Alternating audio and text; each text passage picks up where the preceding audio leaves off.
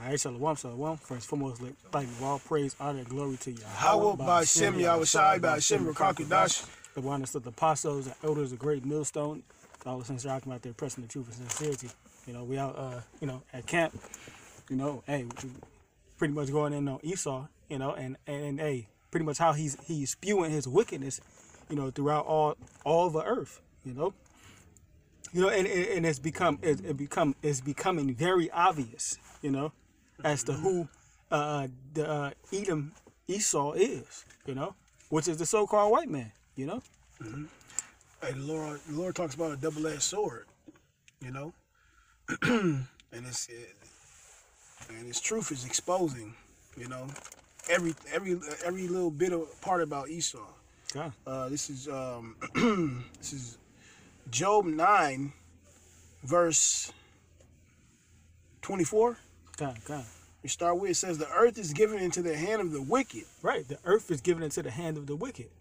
You know, and we're seeing, hey, who's running the earth right now? We're seeing the result of him running the earth. You know, mm-hmm. It's creating nothing but wickedness. You know, mm-hmm. Wickedness, unjustness. You know, all of that. You know, go ahead. Mm-hmm. He covered the faces of the judges thereof. Hey, he covered the faces of the judges thereof. You know, and taking, pretty much, to roughly paraphrase, he's taking us out of our heritage, you know, the true judges of the world, you know, which is the nation of, starting with Yahweh and Yahushai, you know, and ultimately the nation of Israel. If not, where and who is he? Right. If not, where and who is he? You know, and the only person that's doing that to this day is the so-called white man. You know what you brought out earlier. He know that he have but a short time. You know, so he only been ruling. You know, for a little glimpse of time. What you had? I had Proverbs 11. Come. I got a scripture too. I was coinciding with what we were just talking about. Come. It's pretty when the righteous are in rulership. People mourn. When the hold on. That's Proverbs.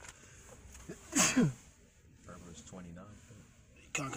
This is Proverbs 29, verse 2. And it reads, it says, when the righteous are in authority, the people rejoice. But when the wicked man rules, the people groan. Read that again. This is Proverbs 29, 2. It says, when the righteous are in authority, the people rejoice. Right, and the righteous are not in authority. That's why all the people are mourning. You know, you got nations. We got the proxy wars, you know, rumors of wars kicking off in Iran or Iraq, you know, over there in the Middle East. Iran, it's like I said it right the first time. But you got all this tension building up, you know, because hey, the righteous are not in authority, and that's why the people are mourning, you know. These people are sick and tired of Babylon, you know. They're sick and tired of being bullied, you know, so to speak, you know. There's no rest. There's no rest. There's constant unjust laws going around. There's constant this destruction. God. You know? And the so-called white man is just plain unfair and unreasonable. Mm-hmm. You know? Yeah, no. I was just gonna add, because the scriptures talk about how when the kingdom of heaven is established, you know, and the Israelites are in our rightful rulership, okay, the other nations, they're actually going to rejoice. God, you know, which actually which backs up that scripture, you know. It says, but when the wicked beareth rule, the people mourn. Right. When the wicked, read that last part again. When the wicked beareth rule, the people mourn. God. Hey, and look at the world today. The people are mourning. The trees are mourning. You know, everything is mourning. That's you know. Right. Everything is sick and tired of being in this condition, you know. Going back to Job, yeah, kind of 9. It says, now my days are swifter. Salakia. I'm gonna read 24 again. It says, that was it. Okay. I grabbed Proverbs 11. Yeah. This book of Proverbs, chapter 11, verse 21. It says, though hand join in hand, the wicked shall not be unpunished. Right. Though hand join in hand, thy wickedness shall not be unpunished. You know? Go ahead. It says, but the seed of the righteous shall be delivered. Right. The seed of the righteous shall be delivered. You know? So, the deliverance ain't for everybody, you know? But, you wicked elites, you know? All the way down to you peons. Read that part again. It's the book of Proverbs, chapter 11, verse 21. Though hand join in hand, the wicked shall not be unpunished. The wicked shall not go unpunished, you know? Hey, so for every, you want to get that? For ill-gotten gains and riches got by deceit. God. You know, for every unrighteous act, every unrighteous thing that you have done, the Lord is finna pay you back, you know? So like, if I may add, you know, that even goes for 2/3 of our people, the nation of Israel. It doesn't matter if they have your back, if they support you, if they love you now. You know with that what is that Stockholm syndrome. You know, it doesn't matter, man. The Lord's still gonna punish you, man, for all the wickedness that you have done and still doing today. That's right. Jake, stupid ass, bro. But all right. Is there some more on that?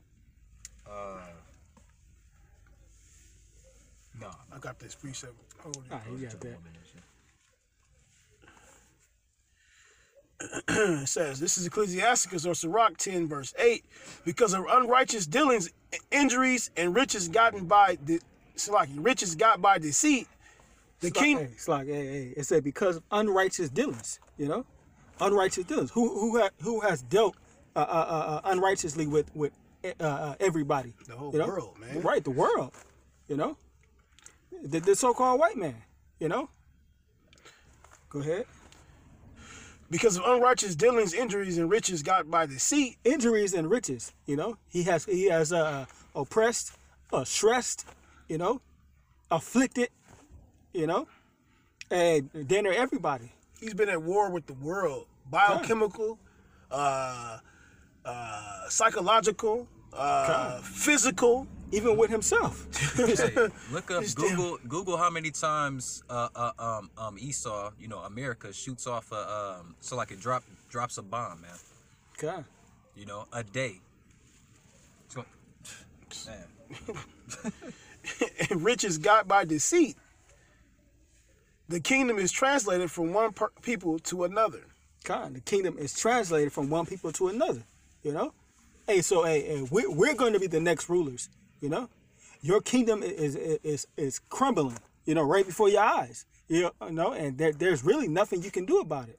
Give me because Esau is the beginning of things, and Jacob is the ending. Yeah, that's all. 2 Ezra 6. God, roughly paraphrasing. You still want me to grab it? Yep. God, because I was finna bring it up. That's what I was finna say. You're right. He said. He said, I want you to. Because 2 Ezra 6 in order for another kingdom to rule, another kingdom has to be taken down. That's right. You know, there's no shared kingdom. We're not sharing the kingdom with Esau. You know, we're not sharing the kingdom with you other nations. You know, no, we're taking the kingdom by force. You know, Yahweh Shai. We're gonna and Yahweh Bashim Yahushua is gonna have to, because this devil is not gonna want to give it up. You know. Okay, go ahead. That's why we're gonna have to take it. That's right. But you good? It says, this is the book of 2 Esdras, chapter 6, verse 9. It says, for Esau is the end of the world. Go up. Go up? Okay. To like 6. Verse 6. The 2 Esdras, chapter 6, verse 6. It says, then did I consider these things, and they all were made through me alone, and through none other. By me also they shall be ended. Right, through who? Yahweh. You know, Yahweh Shai. They shall be ended. And by none other. And none other, you know? So, Yahweh Shai is going to be the one who take these people down. You know, not us. The scriptures say the weapons of our warfare are not carnal, but are mighty through the bringing down of strongholds, you know? Right. So through the word, we're bringing down his kingdom, you know? Right. Through the prophecies are bringing down his kingdom, you know? Go ahead. verse 7, it says, "Then answered I and said, what shall be the parting asunder of the times?" Right. What shall be the end? What shall be the end of an age? You know, the transition, so to speak, from one kingdom to another. Go ahead. Or when shall be the end of the first, There you and the go. beginning of it that followeth? Right. What shall be the transition period? And it's finished saying. Go ahead. And he said unto me, from Abraham unto Isaac, So from Abraham unto Isaac was one age. Go ahead. and when Jacob, when Jacob and Esau were born of him, Jacob's hand held first the heel of Esau. Right. Jacob's hand held forth the heel of Esau. Esau was their older brother, you know, and it symbolizing us pulling the heel, you know. It's pulling down the lies that he has set up, you know, and we're doing that spiritually by bringing forth this word of truth, you know. Right. Which is also pulling down his rulership, pulling down his Come. kingdom.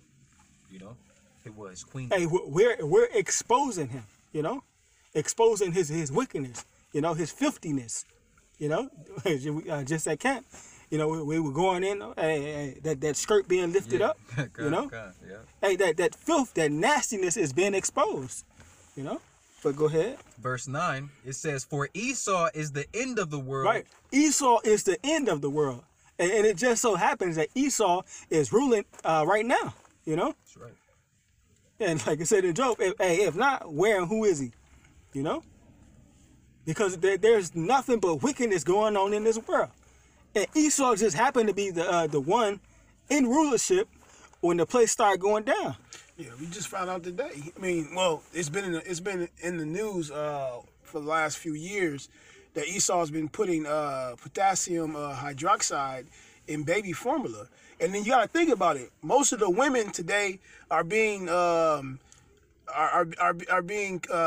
told that, hey, go get a career, go to college, go, you know, get a job, and you know they're not even in the homes to help raise the children. So what do they do next? They're not breastfeeding, you know, and so then they're using that to in the formula, and then we find out they did studies that potassium hydroxide is causing kids and children to become homosexuals and lesbians by the age of 10 or 11 years old. They're showing tendencies. This devil knows what he's doing, you know, and he know, and they, like the scriptures say, they do a diligent search. Hold on, Salakia. Hey, right this.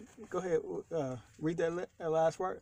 It says, "For Esau is the end of the world, and Jacob is the beginning of Esau it that followeth." Esau is the end of the world. Hey, we are seeing the end. You know, the end is manifest. You know, go ahead. Yeah, this is Psalm 64:6. We brought out today at camp. It says, "They search out iniquities; they accomplish a diligent search, but the inward thought of every one of them and the heart is deep." God, hey, read that again, Slack. This is Psalm 64:6.